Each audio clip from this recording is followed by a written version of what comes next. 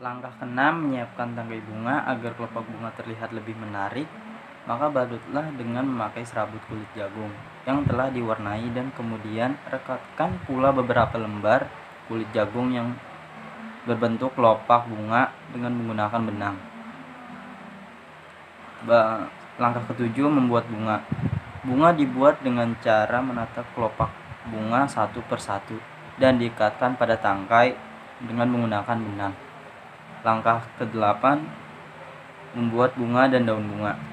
Kelopak bunga yang sudah selesai dibuat, kemudian bagian tangkainya dibalut dengan tali dan ditempelkan pada kulit jagung yang sudah diwarnai sebagai hiasan daun. Langkah ke-9 yaitu memperbanyak tangkai bunga,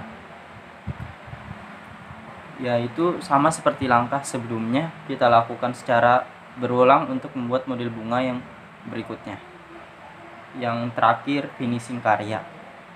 Selanjutnya, apabila jumlah sudah dirasa mencukupi, maka bunga yang dibuat dengan memakai bahan dasar limbah kulit jagung tersebut siap untuk digunakan sebagai hiasan interior maupun eksterior rumah yang dapat diletakkan di atas meja atau diletakkan pada tempat lain yang sesuai.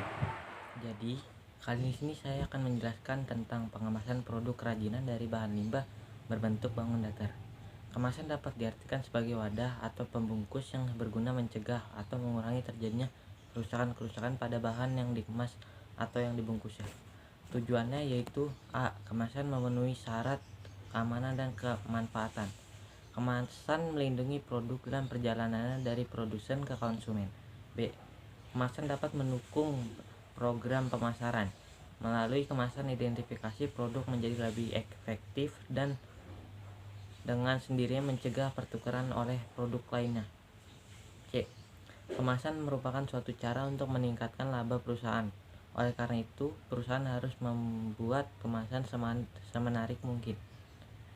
Manfaatnya yaitu A. Produk-produk yang dikemas biasanya lebih bersih, menarik, dan tahan terhadap kerusakan yang disebabkan oleh cuaca. B. Kemasan merupakan satu-satunya cara perusahaan membedakan produknya. C.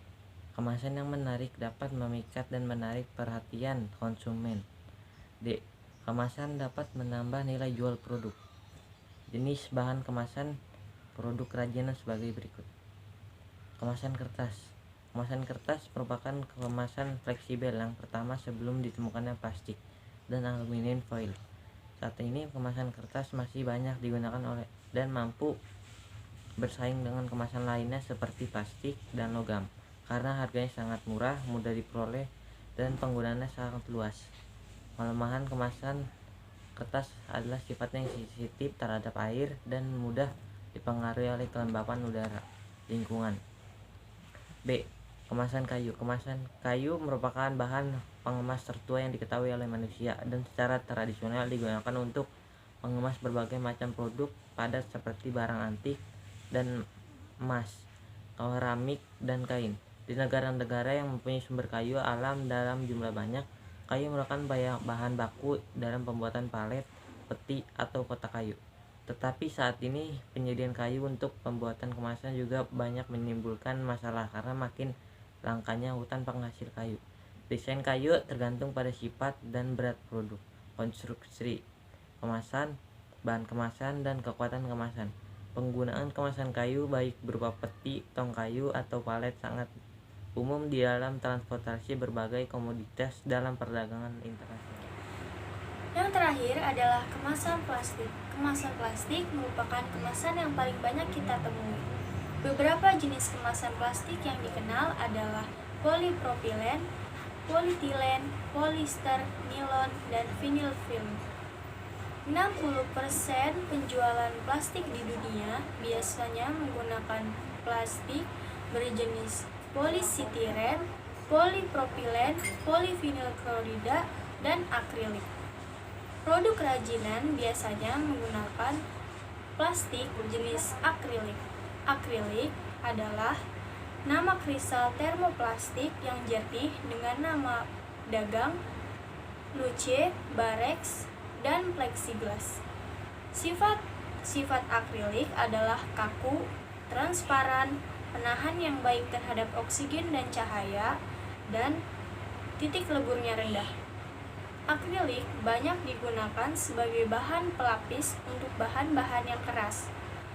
Dan dahulu akrilik digunakan untuk bahan pembuatan gigi palsu dan kacamata.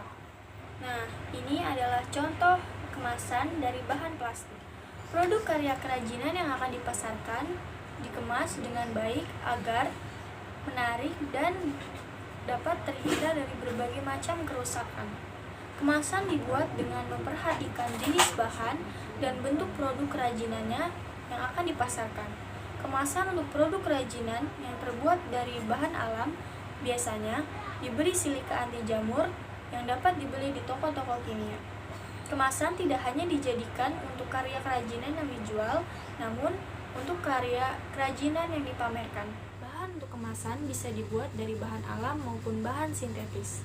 Misalnya, karya kerajinan dari limbah kaca diberi kemasan kotak kayu, kerajinan aksesoris dari batu diberi wadah kotak dari kardus, kerajinan perhiasan diberi wadah kotak berlapiskan bludru, dan yang lainnya. Terima kasih.